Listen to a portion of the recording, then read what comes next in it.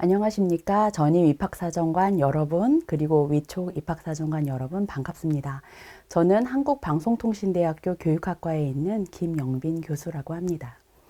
오늘 제가 여러분들께 소개드릴 내용은 입학사정관의 직무윤리 및 대입 관련 법령 및 규정에 대한 내용이고요. 이것은 2023년 입학사정관 전문 역량 강화 교육의 일환입니다.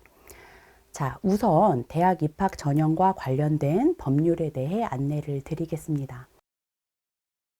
저희가 각 대학에서 대학 입학 전형을 만들 때 이것은 대학들이 마음대로 하는 것이 아니라 기본적인 법령 체계에 근거를 하고 있습니다. 우선적으로 생각해 볼 수 있는 것은 헌법 제31조인데요. 여기에는 크게 교육기회균등의 원칙과 대학 자율의 원칙에 대한 설명이 나와 있습니다. 다시 말해서 각 대학들이 입학 정책을 추진하시는 데 있어서 첫 번째로 지켜야 되는 기준은 모든 국민들은 능력에 따라 균등하게 교육을 받을 권리를 가진다 라고 하는 교육기회 균등의 원칙이고요. 그 다음에 두 번째는 그렇다고 해서 그러면 대학은 국가가 정한 대로만 따라야 되느냐? 그것은 아니고 그 국가가 정한 범위 내에서 교육의 자주성과 전문성, 정치적 중립성 및 대학의 자율성은 법률이 정하는 바에 의해 보장되어 있습니다. 이 두 가지에 근거해서 각 대학들이 입학 전형 계획을 수립을 하게 됩니다. 자, 좀 더 구체적으로 보면 교육기본법 제3조와 4조에도 이에 대한 내용이 나와 있는데요. 교육의 기회균등이라고 하는 것이 좀 더 구체적으로 언급이 되어 있습니다. 자, 3조에 보면 학습권에 대한 설명이 있죠. 모든 국민은 평생에 걸쳐 학습하고 능력과 적성에 따라 교육받을 권리를 가집니다. 그리고 교육의 기회균등에 있어서 우리가 특히 차별하지 말아야 되는 내용들이 열거되어 있는데 성별, 종교, 신념, 인종, 사회적 신분, 경제적 지위 또는 신체적 조건 등을 이유로 해서 교육의 차별을 받지 않도록 되어 있습니다. 그래서 이제 예전에는 의대에 진학할 때 어떤 신체적인 이상, 생명이라든지 이런 경우에 입학 자체가 제한이 되는 경우도 한때 있었지만 이것이 교육의 기회균등 원칙에 위배된다라고 해서 학습권은 보장하고 나중에 이제 그것으로 인한 취업을 제한할 때 예를 들면 스튜어디스라든지 여러 가지의 실제 직업을 가질 때에는 어떤 신체적인 조건을 요구할 때가 있지요. 그럴 때는 이제 취업에서 제한을 두기는 하더라도 그래도 대학을 입학하거나 어떤 학과에 진학하는 데 있어서 이러한 성별이나 종교, 신체적인 조건 등으로 차별을 하거나 제한을 두지는 않도록 법에서 보장을 하고 있습니다. 자, 그 다음에 고등교육법 제33조와 34조에 보면 대학의 입학 자격 및 선발 방법이 나와 있는데요. 이것은 너무나 당연한 거지만 고등학교를 졸업한 사람이나 법령에 따라 이와 준하는 학력이 있다고 인정된 사람에게 대학 입학 자격을 줍니다. 그리고 선발 방법은 크게 일반 전형과 특별 전형으로 나뉘지요. 그리고 입학 전형의 방법, 학생 선발의 일정 및 운영 등은 대통령령으로 정한다고 되어 있고요. 대교협에서 기준을 정하면 거기에 따라 각 대학이 예를 들어서 학교에 방문해서 치르게 되는 면접이나 논술 전형의 일정 등등이 이 대교협에서 정한 규정에 의거하여 일정을 짜게 됩니다. 자, 그 다음에 입학사정관 운영에 대해서도 고등교육법 제34조 2에 그 근거를 들 수 있는데요. 우리가 지금 하고 있는 것이 입학사정관으로서의 활동이지요. 그래서 학생을 그냥 서류평가에서의 정량적인 요소 외에도 이제 교수님들 또는 전임 사정관들이 학생들의 다양한 서류도 평가하고 면접도 진행하는 이런 입학사정관을 통한 평가를 통해 학생을 선발을 하게 됩니다. 그런데 이 사이에서의 공정한 학생 선발을 위한 몇 가지의 제한 사항이 있습니다. 그 내용을 보시면 입학사정관 본인 또는 그 배우자가 입학 전형에 응시한 학생과 사촌 이내의 친족인 경우 해당 입학사정관이 선발 업무에서 배제되도록 해야 합니다. 그리고 전임 입학사정관의 경우에는 나중에 이제 입학사정관을 퇴직한 이후에도 취업에의 제한이 있고요. 그 다음에 전임이던 위촉이던 입학사정관이 본인 또는 그 배우자나 배우자였던 사람이 입학 전형에 응시한 학생을 학원 또는 과외 교습을 통해서 학생을 이제 가르친 경우, 이런 경우 또는 특수한 관계에 있는 경우 등등에도 대학의 장에게 알리고 해당 입학 전형에서 참여하지 않도록 해야 합니다. 자, 취업 제한에 대해서는 제가 앞서서 설명을 드린 바 있습니다. 자, 그리고 이제 고등교육법 시행령에 보면 앞에서 다룬 내용들이 좀 더 구체적으로 명시가 되어 있는데요. 제31조에 보면 학생 선발 방법의 4개 원칙이 등장합니다. 능력에 따라 균등하게, 이것은 이제 앞에서도 계속 언급을 했기 때문에 익숙하시죠? 그 다음에 두 번째는 초, 중등 교육의 본래 목적에 따라, 그래서 뭐 학교에서 뭐 면접이나 논술 전형을 실시할 때 이것이 초, 중등 교육 과정에서 다룬 내용이냐, 초, 중등 교육의 목적에 부합하느냐, 이런 내용들을 우리가 좀 주목하게 됩니다. 그 다음에 세 번째, 특히 국립대학의 경우에는 국가의 균형 발전을 도모해야 된다는 내용이 있어서 이것에 근거하여 지역균형 선발 전형 등등이 개발된 바 있습니다. 그 다음에 네 번째, 입학 전형의 방법과 기준은 다양하게 만들되 그 범위는 이 법에서 정한 내용 안에서 실시하도록 하고 있습니다. 자, 앞에서도 이제 다루었는데 입학사정의 회피, 배제 대상이 시행령에도 구체적으로 언급이 되어 있습니다. 앞에서 나온 것처럼 본인이나 또는 그 배우자이었던 사람이 뭐 사촌이네 친인척인 경우, 그 다음에 교습을 한 경우 등등의 경우에는 이 스스로 대학의 장에게 이야기를 하셔서 입학사정 절차에 참여하시지 않도록 해주셔야 합니다. 자, 그 다음에 입학 전형의 구분도 일반 전형과 특별 전형으로 나뉜다고 했지요. 일반 전형이라고 하는 것은 보편적인 교육적 기준에 따라 학생을 선발하는 전형입니다. 그래서 이 대학의 교육적 목적에 적합한 입학 전형의 기준 및 방법을 정해서 실시를 하는데 지원 자격이라든지 전형의 방법에 있어서 특수한 사람만 지원 가능하도록 제한하지 않습니다. 이제 반면에 특별 전형은 이름 자체가 특별 전형이죠. 크게 두 가지로 나누어 볼 수가 있는데 특별한 경력이나 소질 등 대학이 제시한 기준에 의거해서 거기에 이제 부합하는 사람에게 지원 자격을 제한적으로 주고 있고요. 그 다음에 차등적인 교육적 보상 기준에 의한 전형이라고 해서 예를 들면 농어촌 학생 특별 전형, 그 다음에 장애 학생을 대상으로 하는 전형, 또는 기초 수급자를 대상으로 하는 전형, 탈북자를 대상으로 하는 전형 등등이 이 교육적 보상 기준에 의한 특별 전형이라고 볼 수 있습니다. 그렇다면 특별 전형은 지원 자격이 좀 특별하게 제한된다는 얘기인데 그렇다고 해서 전형의 과정을 대학이 마음대로 할 수 있을까요? 물론 그렇지는 않습니다. 대학의 자율성을 존중하지만 사회 통념적인 가치 기준에 적합한 합리적인 입학 전형의 기준과 방법을 우리가 준수해야 합니다. 자, 그 다음 입학 전형의 자료로 무엇을 쓸 수 있는지도 시행령에 명시되어 있는데요. 우리가 지금 사용 가능한 자료들은 고등학교 학교생활 기록부, 그 다음에 교육부 장관이 시행하는 시험, 이것이 이제 우리가 말하는 대학 수학능력 시험이죠. 그 다음에 대학별 고사, 대학별 고사에는 논술 등의 필답고사, 면접 구술고사, 신체검사, 실기시험이나 실험시험, 그 다음에 교직 인적성 검사 등이 포함됩니다. 그리고 교과 성적 외의 자료, 여기에는 우리가 뭐 학교생활 기록부에 보면 교과 성적에 대한 부분이 있고 그것 이외의 비교과적인 요소, 학생의 생활 전반을 다루고 있는 내용들이 있는데 그 내용들을 우리가 평가에 활용할 수 있고요. 지금 자기소개서는 대학 입학 전형 자료로 쓰고 있지 않습니다.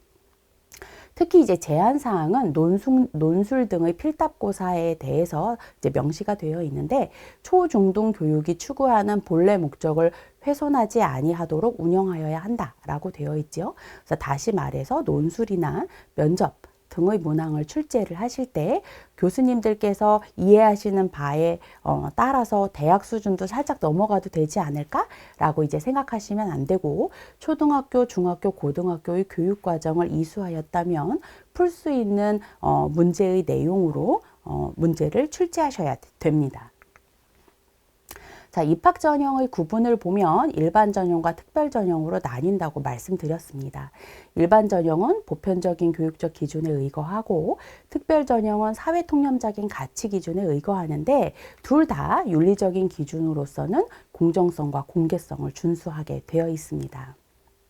자, 그런 일이 벌어지면 안 되겠지만 각 대학들이 입학 전형을 치르시다 보면 학생 또는 학부모와 분쟁이 발생하는 경우가 있습니다. 분쟁 발생 원인을 몇 가지로 나누어 보았습니다. 첫 번째는 가치 충돌인데요.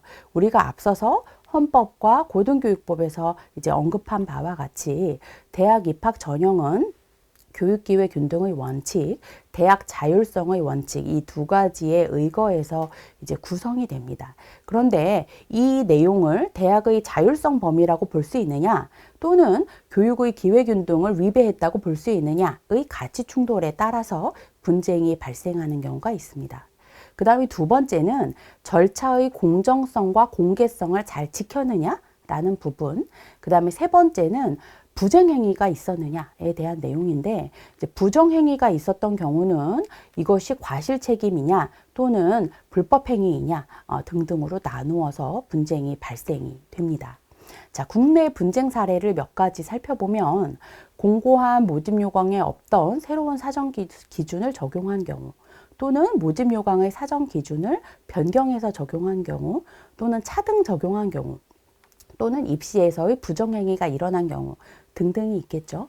국내의 판례를 살펴보면 대학의 입학 전형 행위는 법령과 학칙의 범위 안에서 자율성을 인정하는 편입니다.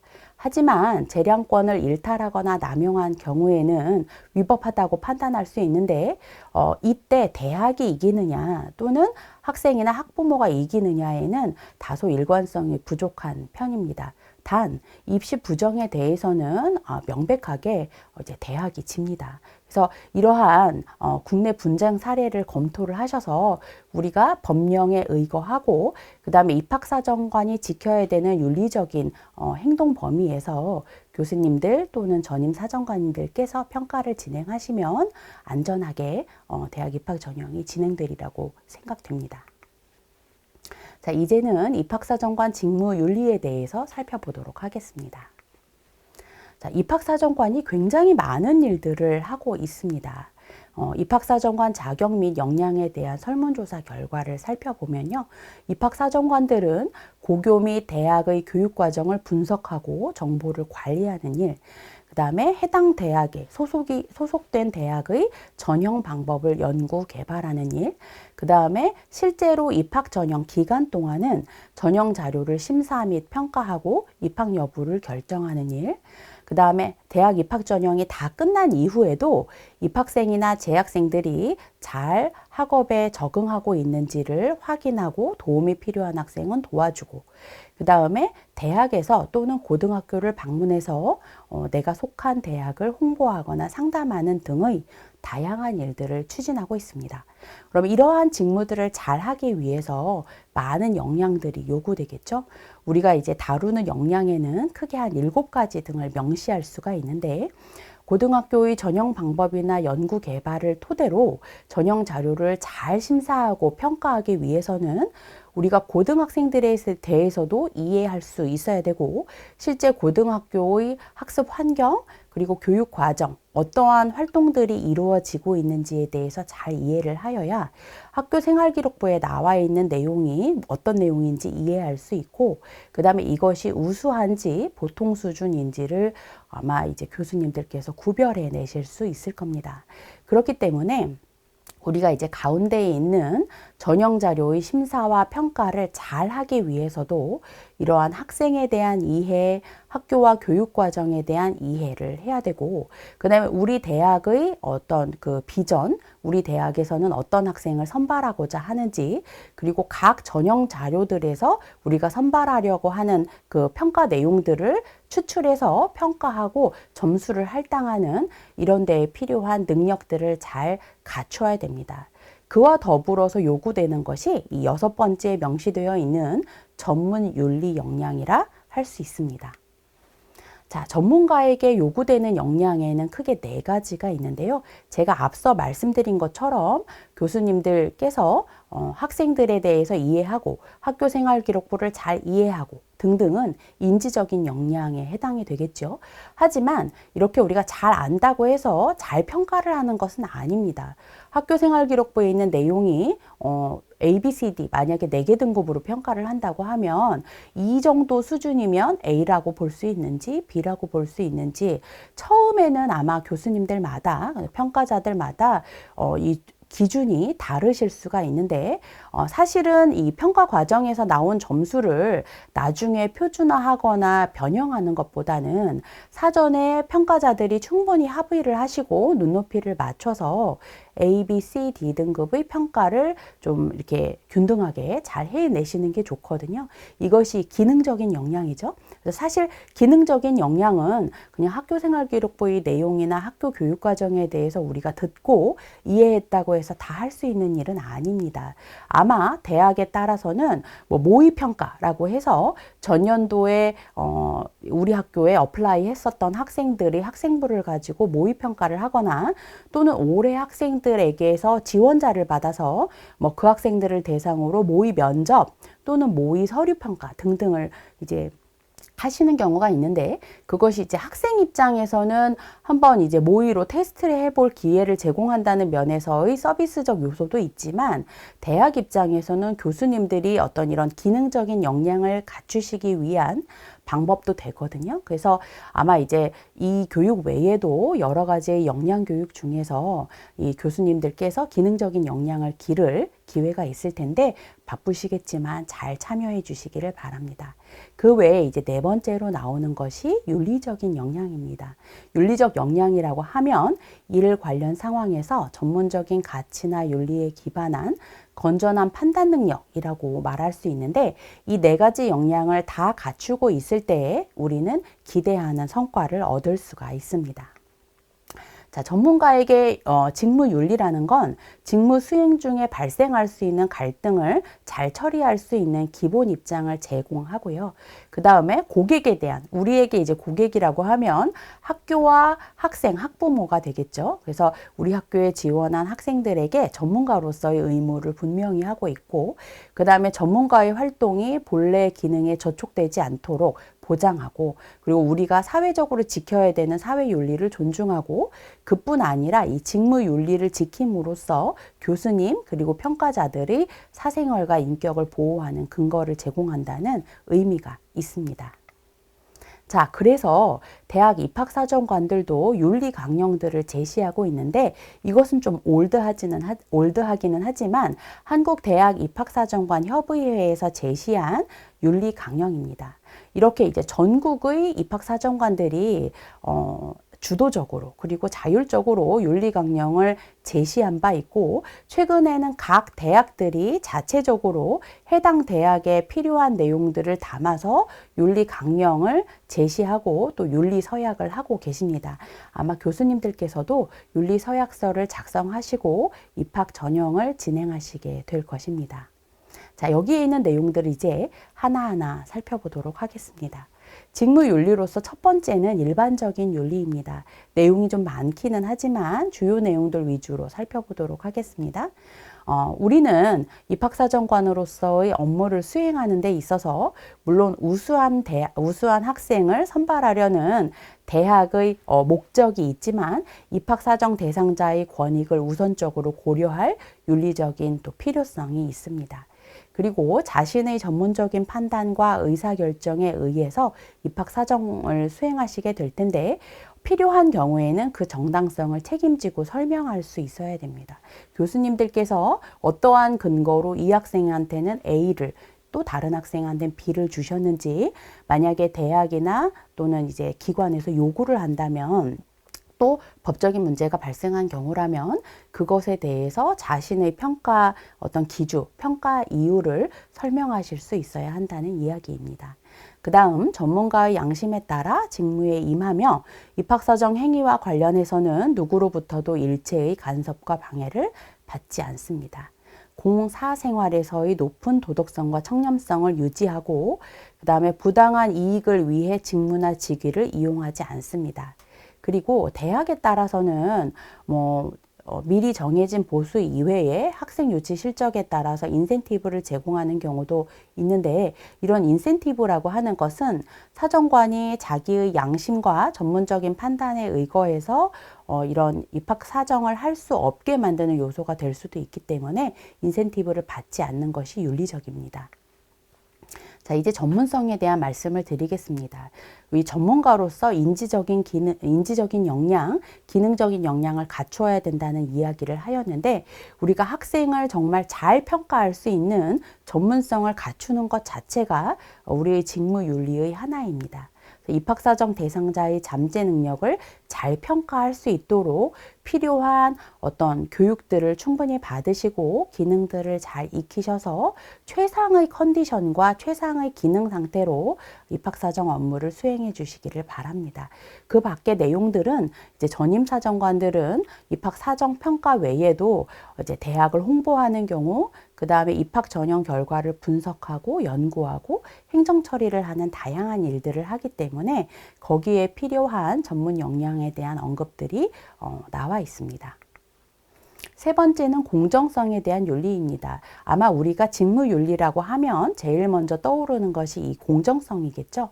소속 대학의 입학 절차에 대하여 가능한 범위에서 투명하게 공개하여야 합니다. 물론 대학의 입학 전형 중에는 대학에서만 알 수 있는 대학에서만 이제 알고 내부에서 관리하는 내용들도 있지만 그 외에 학교와 학생, 학부모에게 제공할 수 있는 자료들은 최대한 투명하게 공개하고요. 그것은 어떤 사람에겐 많이 또 다른 사람에겐 적게가 아니라 균등한 내용들을 동일한 양의 내용을 투명하게 공개하는 것이 필요합니다.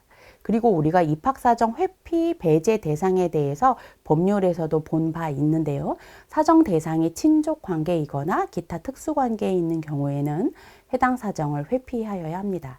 입학사정 대상자를 객관적이고 중립적인 입장에서 친절하게 대하도록 노력해야 하고 입학사정 업무와 관련된 식사 대접이나 금품 등을 받지 않습니다. 기부금도 당연히 우리나라에서는 지금 인정하지 않고 있습니다. 그리고 대학은 복수의 입학사정관과 다양한 자료를 활용한 평가를 통해 사정 결과의 객관성을 유지하도록 노력하여야 합니다. 자, 네 번째 홍보에 대한 윤리입니다. 전임 입학사정관들은 대학을 홍보하는 일에도 많이 참여하시게 되는데요. 홍보 사정자에 대한 홍보 대상자에 대한 차별 없이 공정하게 정보를 제공하여야 되고 공개 가능한 정보의 양과 수준을 투명하게 공개하여야 합니다. 그리고 대학들 중에는 경쟁 관계에 있는 대학이 있지요. 그런데 고등학교나 이제 학생, 학부모에게 우리 대학을 홍보하면서 필요 없이 다른 대학을 경쟁 관계에 있는 다른 대학을 비난하는 일은 하지 말아야 됩니다.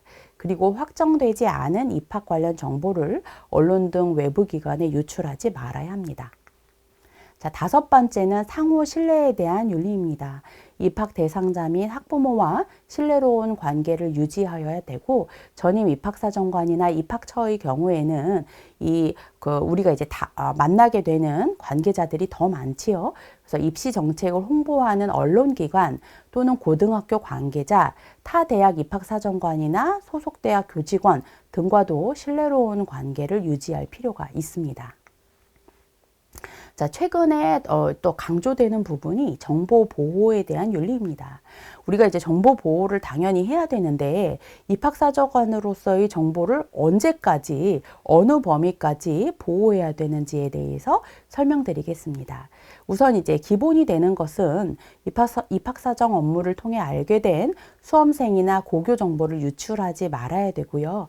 그 다음에 전임 입학사정관이 퇴직하고 나서의 경우에도 입학사정관으로 재직할 때 알게 된 해당 학교의 기밀적인 사정 정보를 이제 사의로 자기의 이익을 위해서 사교육 현장에서 이제 활용하지 말아야 됩니다. 그 다음에 입학사정관으로 알게 된 해당 학교라고 하면은 이제 여러분들이 소속되어 있는 대학을 말하는데요. 대학의 기밀적인 입학사정 정보를 타인에게 유출하지 말아야 됩니다. 그리고 입학사정 과정에서는 학생 개인이나 또는 소속 학교에 대한 다양한 정보들을 평가 과정에서 우리가 볼 수 있지요. 하지만 사정 업무 이외의 목적으로는 사용하지 말아야 됩니다. 그리고 이제 소속 대학의 허가 없이 입학사정관으로서 경험한 사례를 모아서 인쇄물로 제작하거나 판매하거나 또는 사이버 공간에 유포하지 말아야 됩니다. 자, 그리고 이제 선발 절차를 진행을 하시다 보면 대학이 공식적으로 합격자를 발표하는 날, 시간이 정해져 있습니다. 그런데 그 전에 미리 좀 알려주세요. 한두 시간이라도 일찍 알려주세요. 라는 유혹들이 좀 있으실 거예요. 그런데 입학 과정이 종료되어서 공식적인 발표가 있기 전까지는 전형 결과를 특정인에게 미리 공개하지 말아야 됩니다. 사실 이것은 윤리적으로 명시가 되어 있지만 여러분들을 보호하는 일이기도 합니다. 제가 이제 사정관으로 재직했던 적이 있는데요. 그때 이제 내용 중에 이런 게 있습니다.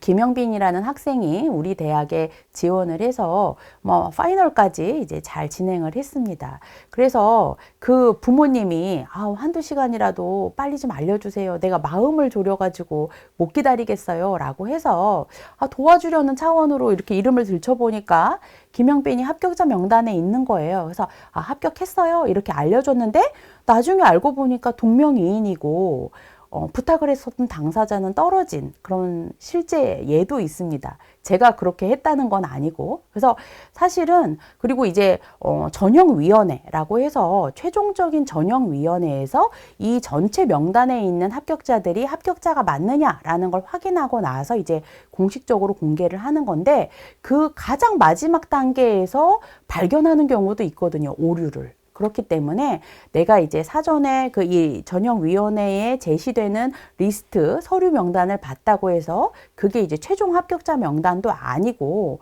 오히려 도와준다고 했다가 문제가 발생할 수도 있으니 이런 일은 이제 거절하시기를 바랍니다.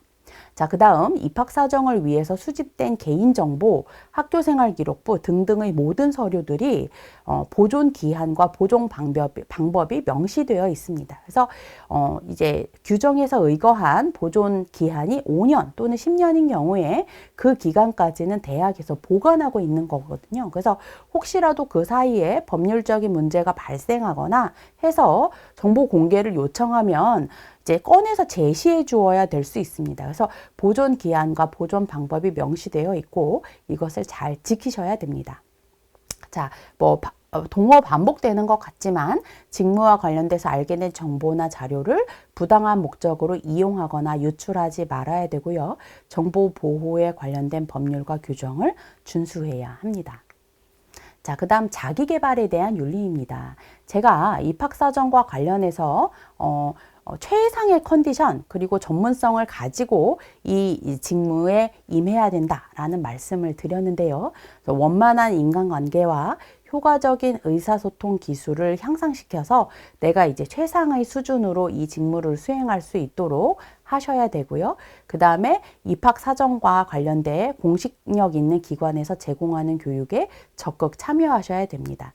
아마 이제 이 교육이 그 일환이 되겠죠. 제가 하는 직무윤리 외에도 아마 여러 가지 이제 평가자들께서 이제 갖게 될 이 전문적인 역량들을 키우기 위한 교육 내용들이 있을 텐데 아마 많이 바쁘시고 또 여러 가지 강의나 연구 등 수행할 일이 많으시겠지만 이 입학사정 업무도 매우 중요한 일이기 때문에 제공되는 교육에 적극 참여하셔서 전문성을 익히시기를 바랍니다. 자, 그리고 한국 입학사정관 제도와 대학 및 공교육의 발전을 위하여 공동의 노력을 경주하여야 되고요. 이제 필요한 경우, 전임 입학사정관의 경우에는 전문성 향상을 위한 관련 전문직 단체 활동에도 필요한 경우에는 참여를 하시기를 권장을 합니다. 자, 이제 입학사정관 직무윤리의 사례를 연습해 보도록 하겠습니다. 지금까지 우리가 다룬 내용들이 실제 사례에 어떻게 녹아들어 있는지를 한번 보겠습니다. 약간 재미 같기도 하지만 이 윤리 사례들이 실제로 일어났거나 일어남직한 내용들이거든요. 그래서 교수님들 또는 전임 입학사정관들과 함께 생각을 해 보았으면 좋겠습니다. 자, 첫 번째는 이번 입학 전형에서 평가를 맡게 된 A 교수는 같은 대학 B 교수의 자녀가 우리 대학에 원서를 넣었다는 것을 알았습니다. 그래서 입학사정관 교육을 통해 알게 된 평가 내용과 기준을 두루뭉술하게 알려주었습니다. 자, 이것은 윤리적일까요? 윤리적이지 않을까요? 네, 윤리적이지 않죠.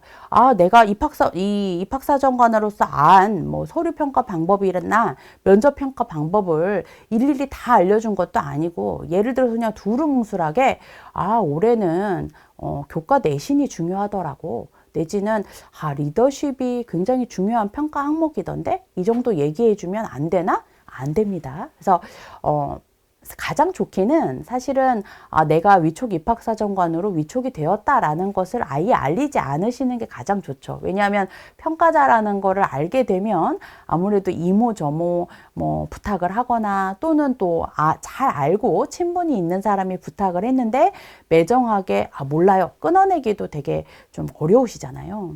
하지만 이제 이미 노출이 됐다면 끊어내셔야죠. 내가 직무윤리교육을 받았는데 직무윤리교육에서 이런 것은 절대로 하면 안 된다고 하네요. 그래서 미안하지만 내가 알려줄 수는 없고, 하지만 아드님이 우리 학교에서 잘 입학하기를 내가 또 바라겠습니다. 이 정도 이제 말씀하시고 넘어가야 되는 거죠. 그리고 이제 그런 유혹에서 내가 노출되지 않기 위해서는 사정관으로 임명됐다는 것을 아예 알리시지 않는 것을 가장 권하고요. 그다음에 어쨌든 입학사정관 교육을 통해서 알게 되신 평가 내용이나 기준은 어떠한 내용으로도 다른 데에 유출하지 마셔야 됩니다. 자, 밑에 있는 사례를 보겠습니다. C 교수는 입학사정관 교육자료를 연구실에 두었는데 분실하였고 그 사실을 입학처에 알리지 않았다. 이런 경우가 종종 발생합니다. 요즘에는 서류 평가를 이제 컴퓨터 스크린으로 하는 경우가 많지요. 일일이 출력하지 않고 이제 대학에 따라서 출력한 자료를 제공하는 경우도 있고 모처에 모여서 컴퓨터 스크린으로 그냥 서류 평가를 하시는 경우들도 있는데 아예 프로그램이 되어 있는 모처에서만 딱 평가를 한다면야 가장 안전하지만, 예전에 이제 이 종이로 되어 있는 문서를 가지고 평가 자료도 종이로 되어 있고 이 평가지도 종이로 되어 있는 경우에는 교수님들 중에서 제가 오늘 원고 마감이라 이거 집에 가지고 가서 또는 연구실에 가지고 가서 밤에 평가할게요. 이런 분도 계셨거든요. 근데 그렇게 가지고 가셨다가 분실하시면 이건 원본이고 큰일이 납니다. 그런데 이제 사정자료는 정말 큰일이고, 그것 외에 입학사정관 교육자료도 사실 제가 권장하기는 아예 교수님들 교육자료를 보신 다음에 그냥 사정관실에 또는 입학처에 그냥 놓으시고 연구실에는 안 가져가시는 게 가장 좋습니다. 왜냐하면 연구실에 교수님만 쓰시는 게 아니라 학부생, 대학원생이 드나길 때도 있고 청소하시는 분이 드나길 때도 있고, 그래서 사실은 학교 안에 있는 공간에는 다른 사람이 문을 열고 들어오는 경우도 있잖아요. 그래서 교수님께서 여러 가지 연구자료 중에 끼어서 분실하시거나 놓치는 경우도 있고, 어떤 사람이 내 연구실에 들어가서 가져갔을 수도 있고, 여러 가지 문제가 발생합니다. 그래서 이제 안전하게는 각 사정관 교육을 받을 때에는 자료집 같은 게 있더라도 그 자료집에 교수님 성함 쓰셔서 입학처에 그냥 두고 가시고, 다음 교육을 받을 때 또는 실제 평가를 할 때 꺼내서 이제 쓰시는 것이 가장 좋습니다. 그리고 혹여라도 만약에 분실을 하셨다면 언제라도 그 사실은 안 즉시 입학처에 알리셔서 향후 대처를 할 수 있도록 하시면 좋겠습니다. 자, 두 번째 윤리 사례입니다. D 교수는 평소 친하게 지내는 교직원 E 씨와 대화를 나누다가 E 씨의 자녀가 우리 대학의 F학과에 지원한 사실을 알게 되었습니다. 그래서 F학과 면접을 담당할 심사위원의 면접 성향에 대해서 슬쩍 알려주었습니다. 내가 그 면접평가 연습하면서 그 교수님을 봤더니 그 교수님은 엄청 깐깐하시대? 내지는 그 교수님은 비교적 점수를 좋게 주시는 편이더라고. 운이 좋구만. 이렇게 이제 말하는 것 어떻습니까? 그렇죠. 윤리적으로 문제가 될 수밖에 없죠. 그래서 내가 사정관임도 알리지 말고 사정관으로 누가 참여하는지도 알리지 않는 것이 윤리적인 행동이라고 하겠습니다. 자, 세 번째 윤리 사례입니다. G 교수는 해당 영역에서 탁월한 연구 업적과 강의 경력을 쌓아왔습니다. 면접 전형에 참여하면서 대학 교재에 나오는 내용을 질문하였는데 지원자들이 대답을 못해서 면박을 주었습니다. 자, 무엇이 문제가 될까요? 그렇죠. 이것은 윤리에서도 다루었지만 앞에 입학 전형이 근거하는 법령 체계에서도 제가 언급한 바 있습니다. 대학의 자율성을 존중하지만 대학의 입학 전형을 만들 때 특히 면접이나 논술 문항 같은 것을 만들 때 초중등 교육의 본래 목적을 따르도록 했죠. 그래서 초중등 교육 과정에서 다루는 내용으로 문항을 출제하여야 되고 간혹 이제 대학에서는 면접 문항을 1, 2, 3단계로 출제하시는 경우가 있습니다. 그래서 가장 베이직한 문항을 학생한테 제시하고 그 문항에 대해서 학생이 잘 대답을 하면 좀 더 심화된 문제, 그 다음 스텝의 문제를 제시하는 경우.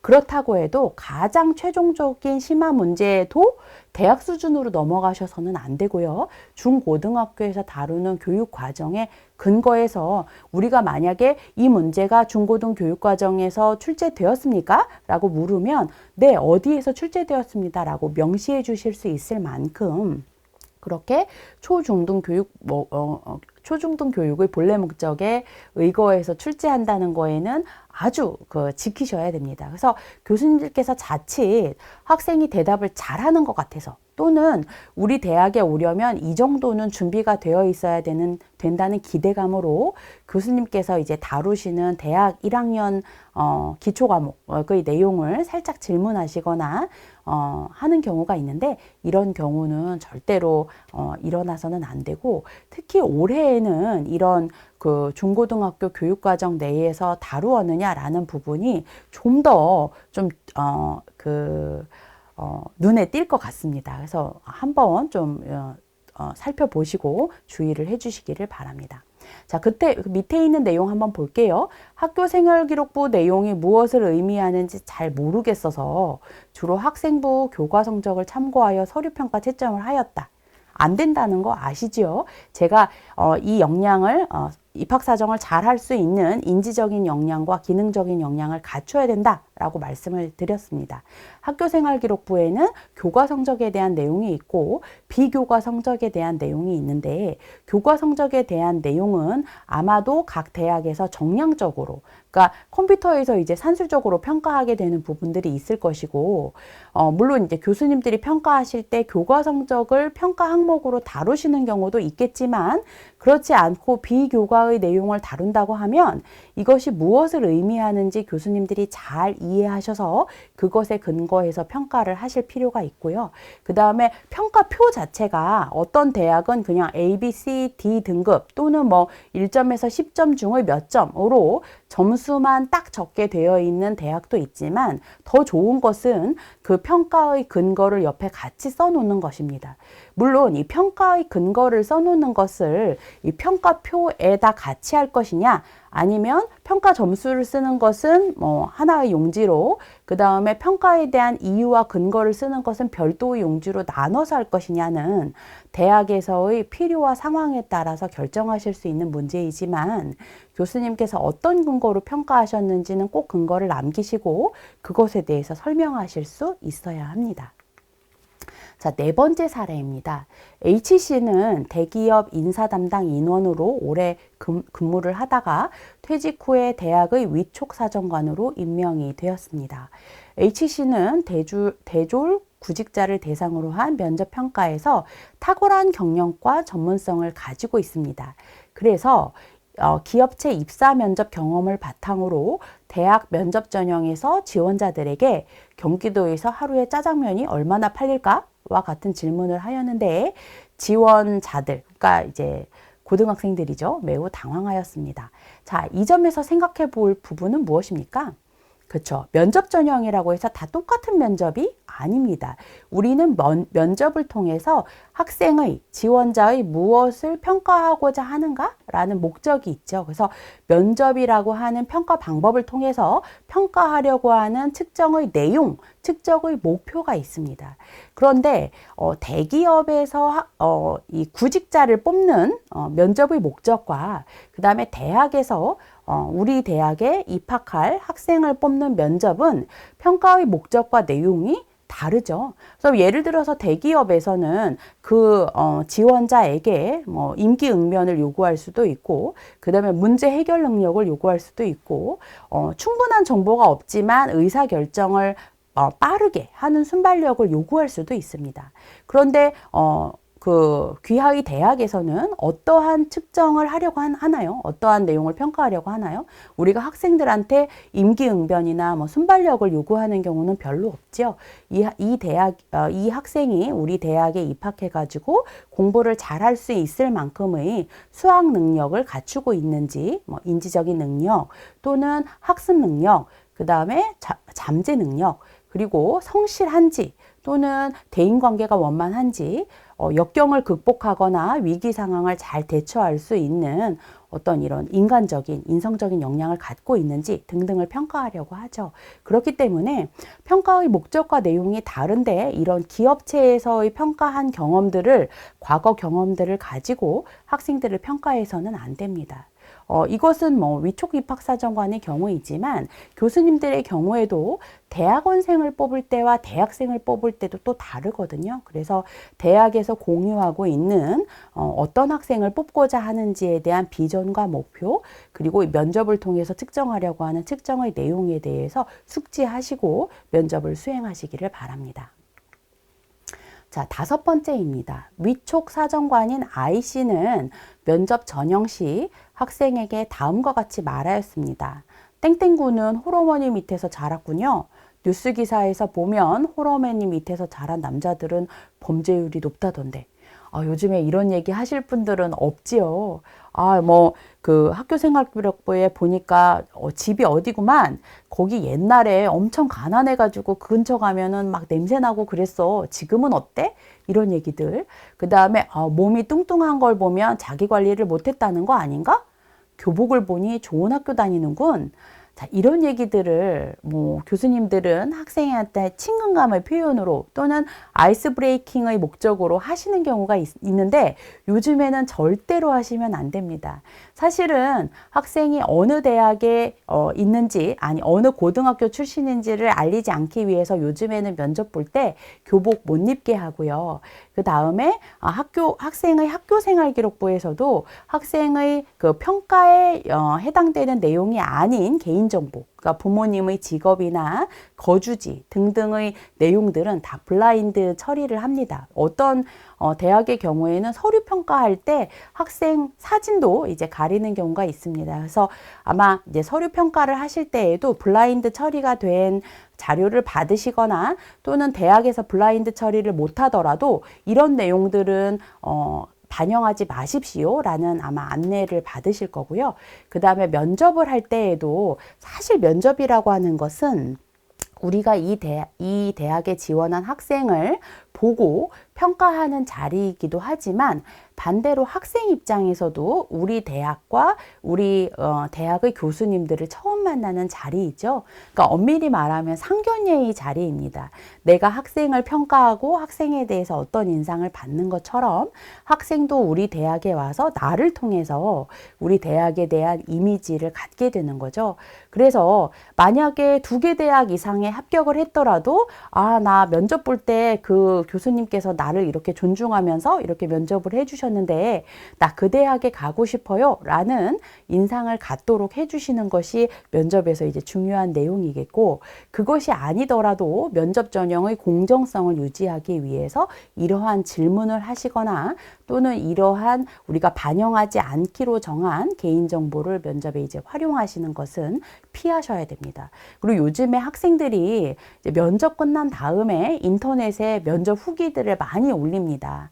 학생들이 가장 문제를 많이 이제 제기하는 것 중에 하나는, 아니 면접을 1인당 10분 한다고 했는데 또는 내가 대기실에서 기다리다 보니까 앞에 학생들은 다 10분씩 했는데 나는 5분만 하고 나가라고 했어요.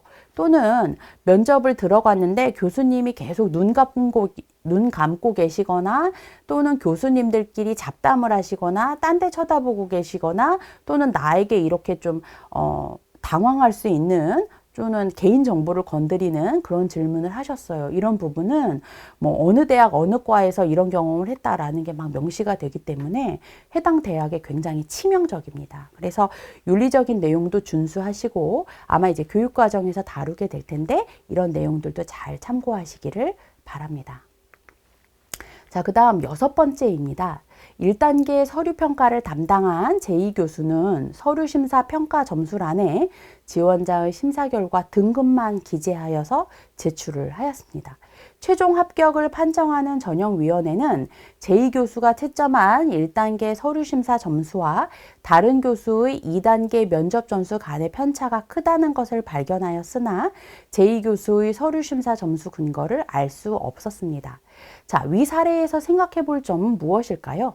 우선 교수님들께 제가 여쭙겠습니다.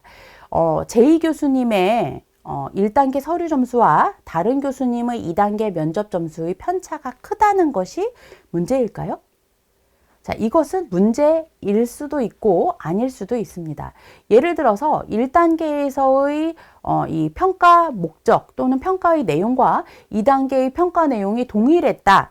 또는 1단계 서류 평가에서 동일한 평가 내용을 제2교수님과 또 다른 교수님 두 분이 복수 입학사정관이 평가를 했는데 두 교수님이 동일한 평가 내용과 동일한 평가 기준을 가지고 평가를 하셨는데도 점수 차이가 컸다. 이러면 사실 문제가 될 수 있죠. 제2교수님이나 또 다른 파트너 교수님이 중요한 학생의 평가 내용을 누락시키셨거나 또는 평가 매뉴얼의 내용을 숙지하지 못하셔서 사실은 유사한 점수가 평가되었어야 되는데 다른 점수가 나왔을 수도 있습니다. 제가 이제 말씀드린 것은 동일한 1단계의 서류평가, 동일한 평가 자료와 동일한 평가 근거로 동일한 학생을 평가했을 때의 문제이죠. 그런데 만약에 1단계 서류평가와 2단계 면접평가는 평가자가 동일하고 그러니까 평가를 받는 학생이 동일하지만 1단계, 2단계에서의 평가 자료도 다르고 그 다음에 평가 내용도 달랐다면 사실 1단계의 점수와 2단계 점수는 유사할 수도 있지만 다를 수도 있습니다. 다시 말해서 우리 대학의 공정성의 근거를 통계적으로 제시할 때 1단계 서류평가에서 2명 또는 3명의 복수 입학사정관들의 점수가 얼마나 유사하냐를 상관 분석을 해서 제시했다? 일리가 있죠. 하지만 1단계 평가 점수와 2단계 평가 점수의 상관이 높았다라는 것은 평가 근거가 어떠냐에 따라서 이것은 공정성의 근거가 될 수도 있고 필요 없는 짓을 했을 수도 있습니다. 따라서 여기에서 제2교수님의 서류평가 점수와 다른 교수님의 면접평가 점수의 편차가 크다는 것이 그 자체로 윤리적인 문제가 되지는 않지요. 그런데 문제가 되는 것은 뭡니까? 제2교수님이 왜 그렇게 평가를 하셨는지에 대한 평가 근거를 알 수 없다는 것이 문제입니다. 그래서 만약에 학생이나 학부모가 정보 공개를 요청을 한다든지 이 평가가 법률적인 문제까지 이어져서 왜 어떠한 근거로 점수를 매겼는지를 공개해야 되는 상황이 되면 제2교수님도 다른 교수님도 어떠한 자료에 의거해서 이러한 점수를 부여했다는 걸 말씀해 주실 수 있어야 되는데 그것이 그냥 평가 등급만을 제출했더라도 나중에라도 설명해 주실 수 있으면 그걸로도 이제 가능하기는 하고, 더 안전하고 윤리적인 방법은 제가 앞서서도 말씀드린 것처럼 등급뿐만 아니라 그러한 평가를 한 이유에 대해서도 이제 작성을 해 놓으시는 것이 더 윤리적이고 좋은 방법이라고 하겠습니다. 자, 그 다음 7번째입니다. 입학사정관 K씨는 대학 입학 정책 홍보를 위해서 여러 대학의 고등학교를 방문하였습니다. 자, 사실 교수님들께서 위촉 입학사정관으로 활동하시는 경우에는 대학 입학 정책 홍보를 위해서 고등학교를 방문하시는 경우가 있을 수도 있지만 많지는 않을 겁니다. 그런데 이제 전임 입학사정관이나 또는 입학처 직원들의 경우에는 우리 대학을 알리기 위해서 대학에서 입학 설명회를 하기도 하지만 실제 희망하는 요청하는 고등학교에 직접 가서 이 고등학교에 방문을 해서 우리 대학을 홍보하거나 입학 설명회를 하는 경우들도 많이 있거든요. 자, 이런 경우에 K씨가 자신의 모교를 방문한 적이 있었는데 우리 후배들이 대학에 더 많이 합격했으면 하는 마음으로 설명회 후에 1:1 면접까지 해주었다. 한편 얼마 전에 방문했던 경기 외곽의 L고교는 명문대 진학률이 매우 낮은 학교이고 우리 대학에도 학생을 보내는 경우가 별로 희박한 학교여서 이 학교 설명회를 할 때에는 학생들도 별로 집중도 안 하고 그러니까 학교 입학 홍보 홈페이지에 올려져 있는 짧은 정보만을 간단히 전달하였다. 자, 이것은 윤리적으로 문제가 될까요? 네, 문제가 됩니다. 제가 어떻게 말씀을 드렸습니까? 정보 공개를 투명하게 해야 된다. 그리고 어느 대상자에게든 동일한 내용의 정보가 갈 수 있도록 해야 된다라고 말씀을 드렸습니다. 그래서 우리 대학에 많은 합격자를 배출한 대학이라고 해서 더 잘 설명해주고 우리 대학에 별 관심이 없는 또는 수준이 낮은 고등학교라고 해서 거기에서는 대충 설명을 해주고 이러한 차별이 일어나서는 안 되겠습니다. 자, 그런데 이게 한 입학사정관이 자의적으로 여기에서는 잘해주고 여기에서 못해주는 경우도 발생하지만 한 대학의 입학사정관이 여러 명이 있을 때 입학사정관의 경력이나 역량에 따라서 어떤 입학사정관은 우리 대학의 전년도, 전전년도 사례도 잘 알아서 더 많은 내용의 정보를 입학 설명회에서 제공을 해주고 반면에 이제 입학사정관이 된 지 얼마 안 된 다른 입학사정관은 입학 홍보를 갔는데 자기가 아는 게 많지 않기 때문에 조금만 설명해주고 이런 경우는 어떨까요? 이런 경우도 비윤리적인 사례입니다. 그래서 그러한 일을 방지하기 위해서 대학에서는 이 설명회에 쓰는 PPT도 동일하게 만드셔야 될 뿐만 아니라 사실은 시나리오도 같이 만들어 주셔서 어느 입학사정관이 나가더라도 동일한 내용의 정보가 제시되도록 그러니까 PPT에 있는 내용만 제시할지 아니면 특징적인 사례도 설명할지를 좀 이렇게 통일하셔서 동일한 정보가 제공되도록 하실 필요가 있겠습니다. 자, 8번째입니다.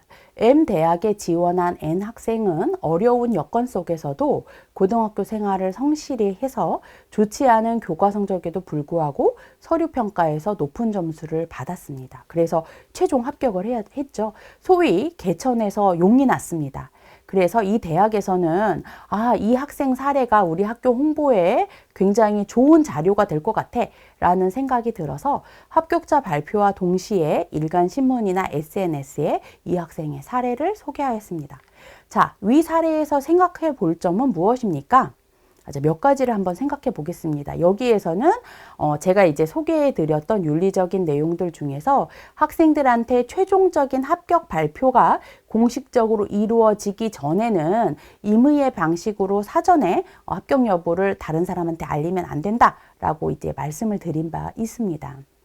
그러니까 예를 들어서 이 학생 사례를 학교 홍보에 활용할 때 학생에게 동의를 구하지 않았다면 이 학생의 개인정보를 침해한 것이기 때문에 문제가 되지요.